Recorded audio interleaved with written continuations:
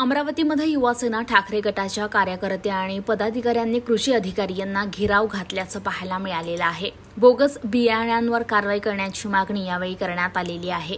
दलाल जास्त भावाने बियाणे विकत असल्याचं यावेळी सांगण्यात आले। यावर लगाम लावणं आवश्यक असल्याचं देखील मागणी करण्यात आलेली आहे। ज्या शेतकऱ्यांचा बियाण्यांसाठी आज नंबर लागला नाही त्यांना दलाल जास्त भावाने बियाणे विकत असल्याचं समोर आलेलं आहे। या सगळ्यावर कारवाई करण्याची मागणी युवासेना ठाकरे गटाकडून करण्यात आलेली आहे।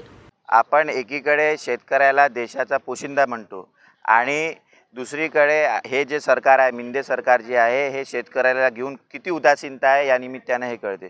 तुम्ही बघत असाल की आता पावसाचा मौसम चालू झालेला आहे। शेतकरी आपल्या बियाण्यासाठी आणि आपल्या हक्काच्या बियाण्यासाठी कृषी केंद्राकडे जात आहे, पण कृषी केंद्रांची अरेरावी जी आहे ती आता सातत्याने आमच्याकडे त्यांची कंप्लेंट घेऊन आमच्याकडे येत आहे आणि ते बघता जी काळाबाजारी, जी साठेबाजारी ही बियाण्यांची चालू आहे ती कुठेतरी थांबली पाहिजे आणि जो आमचा शेतकरी आहे त्याला जो त्याचा हक्काचा जे बियाणं आहे ते मिळालं पाहिजे। त्याकरिता आज आम्ही इथे कृषी केंद्रावर आलो, पण आम्हाला कृषी केंद्राकडनं पण जसं पाहिजे तसं उत्तर मिळालं नाही।